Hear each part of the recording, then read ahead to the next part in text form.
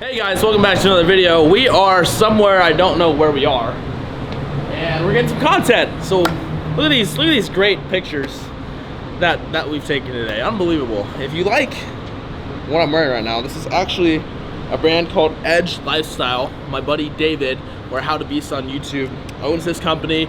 I decided to help him out because I like his stuff. It's pretty dope. So if you want to pick some of this stuff up, you can hit the link in the description box and use code CHAD to save yourself 10% off. But today's video, guys, we're gonna be talking about stress. We're gonna be talking about the effects of stress, the effects of cortisol when it comes to day-to-day life, and especially your fitness journey.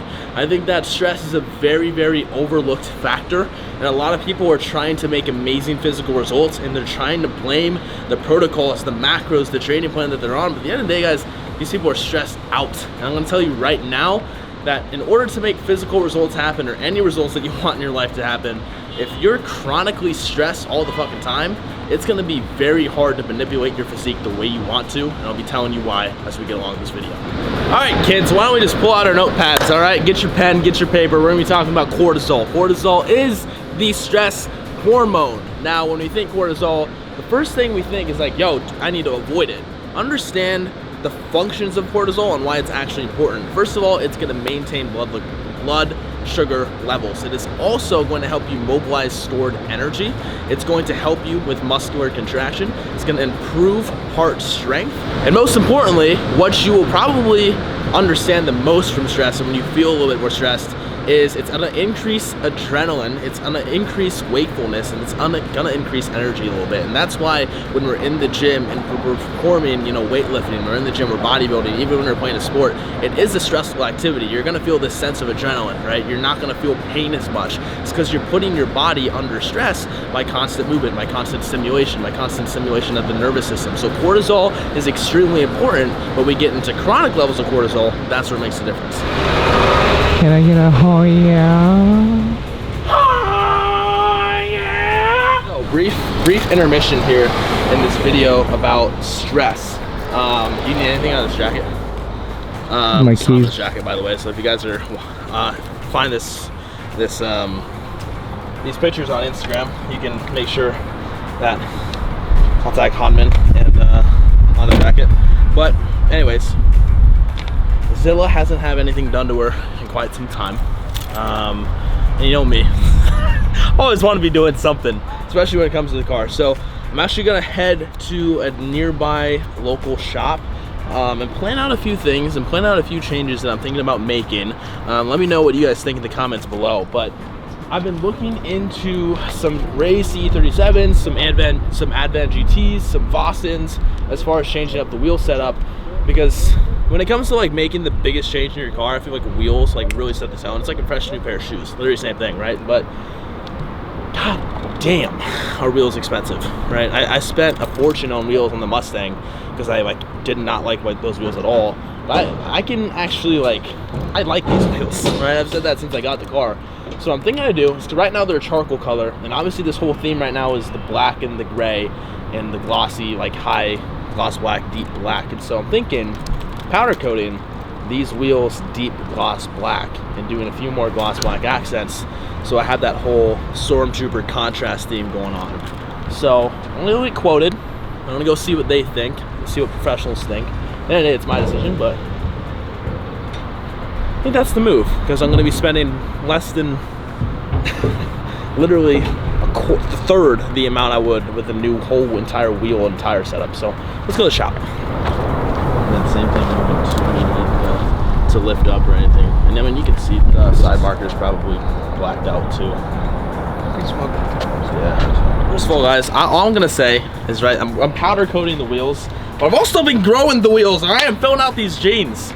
As when it comes to cortisol and hypertrophy, meaning muscle gain, cortisol plays a big role. And I'm talking, if you have chronic cortisol levels, you're constantly stressed all the time, understand that when cortisol is spiked, it's going to slow down the repair of your muscle, right? It's going to directly correlate to muscle damage and muscle breakdown.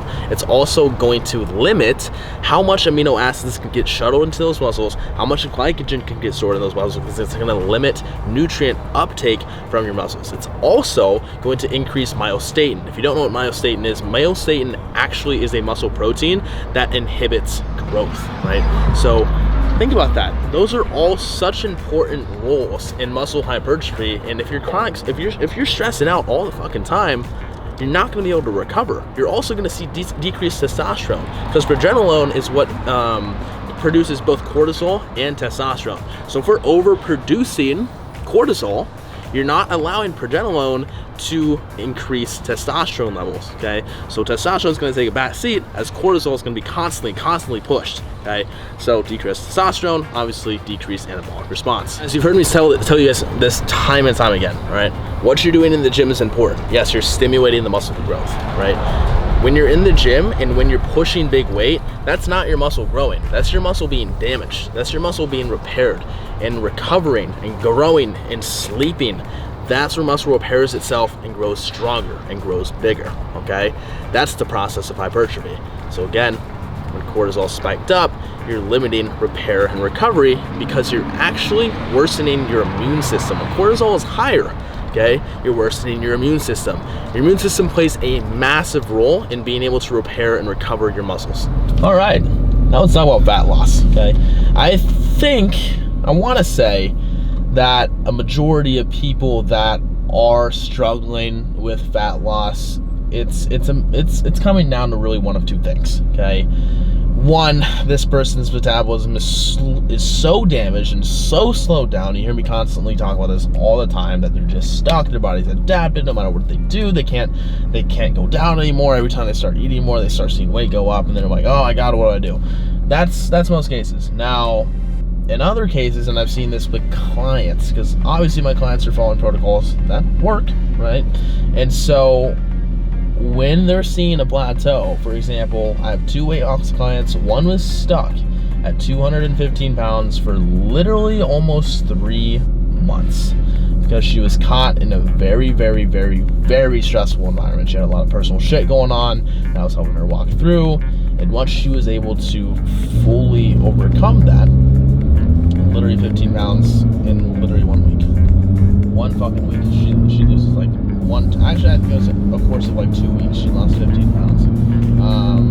One other client had a very, very stressful couple weeks. She was stuck at 235 and then literally overnight lost 10 pounds. Guys, understand that especially when you are holding on to a little bit more body fat and you are higher in the weight range, you can see bigger fluctuations in someone per se that's on the lower end of the spectrum, lower body fat percentage, for example, okay? But cortisol is going to play a massive role in those weight fluctuations, in your ability to actually lose weight, because when you're in chronic cortisol, okay, when your cortisol spiked up, it's going to decrease T4 to T3 conversion. T3 is your thyroid hormone. This has the greatest impact and basically controls your entire metabolic rate here, okay? So when we're seeing, the side effects here of hypothyroidism, you're going to feel depressed. You're going to feel, again, chronically stressed out. You're not going to be able to lose weight. You're going to retain a lot of water retention. Hello? All right. As I was... please hold. Literally, please hold. Also, guys, chronic stress levels, increased insulin resistance here, okay?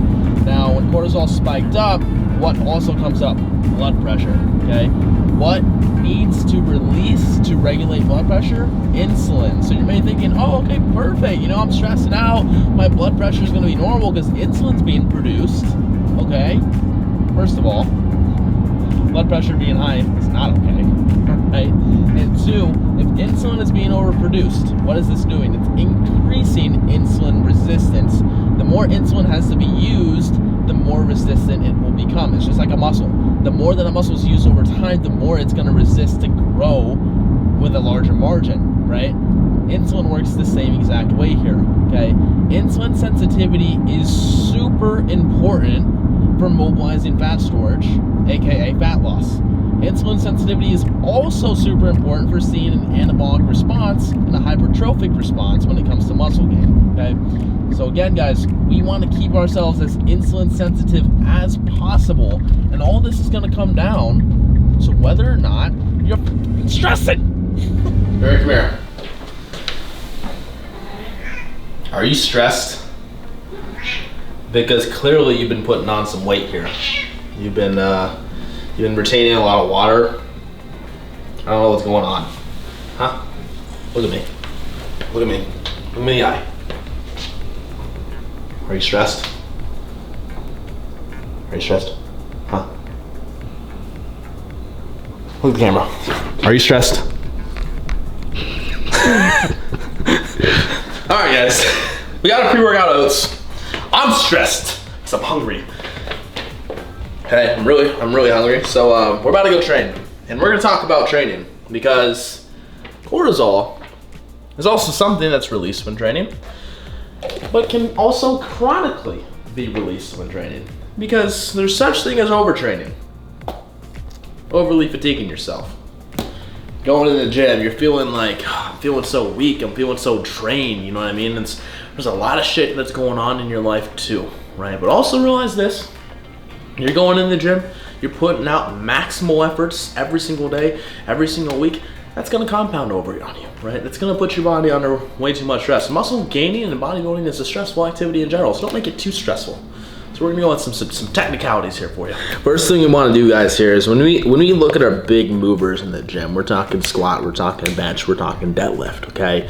Obviously, these are multi-jointed movements. These are going to tax the central nervous system pretty heavily when you start training them heavily, right? And I know this from personal experience because I used to be a power lifter. I guess for a second there, I was a power lifter. So if we're constantly training compound movements to failure, you're going to be putting way too much stress on your body, okay? It's very important if you are someone that's, strength training, yes, you wanna be pushing yourself onto compounds close to failure, but you also wanna have back off sets, right? You also wanna work the full spectrum of RPE 6 all the way up to RPE 10, RAR 3, 4, RAO up to 0, okay? So that's why it's important to progressively add more load and stimulus over time and then back off and deload, right? Same thing as if you're working high volume, let's say, 20 plus working sets a week, you're working a lot of high volume. And guys, there's differences in different training, right? Same with like Olympic lifting, right? If you're working a lot of volume in your sets, if you're doing more CrossFit style workouts, it's really just not going to be optimal for you to be pushing maximal output on every single one of those sets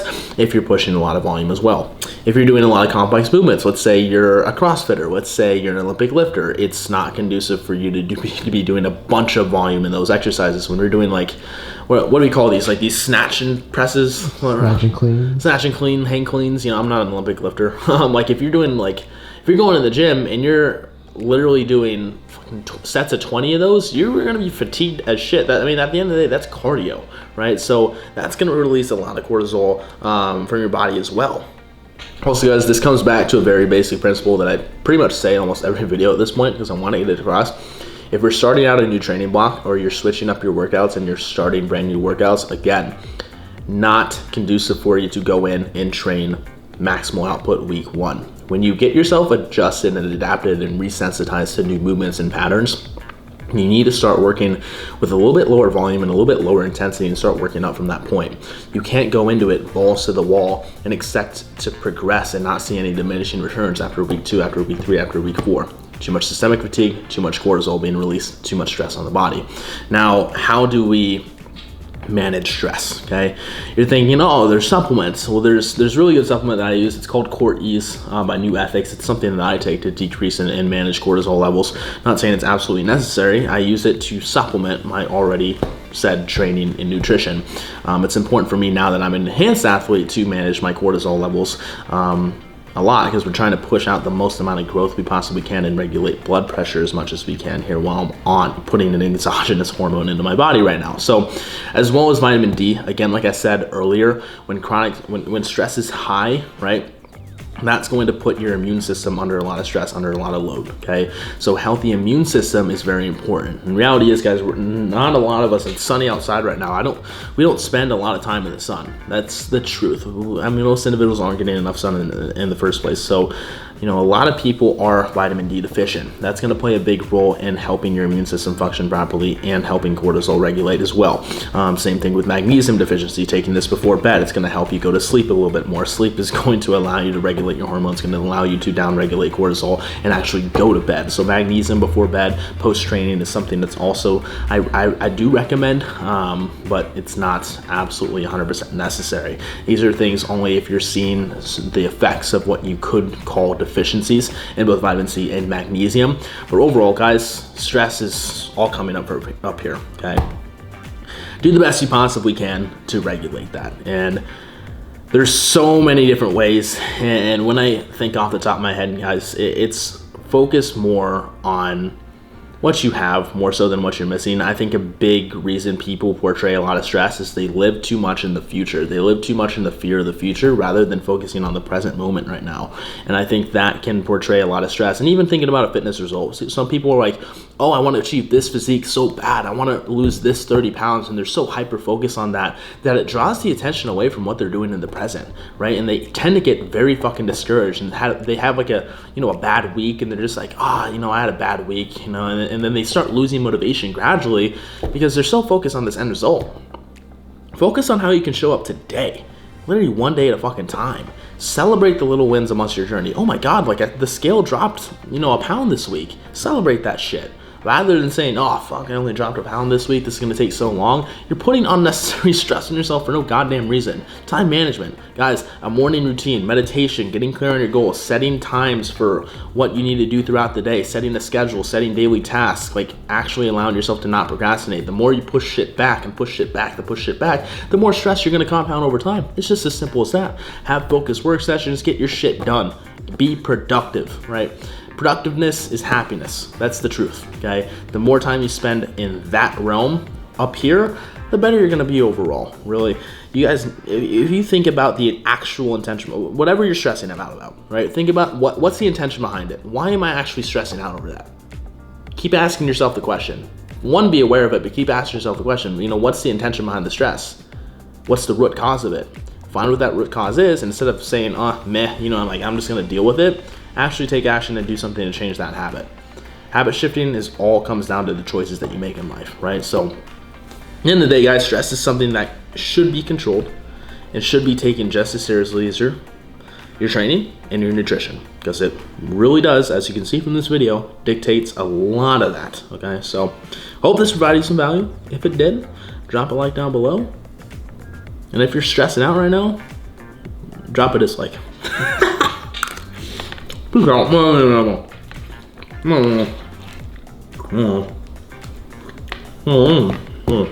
Huh.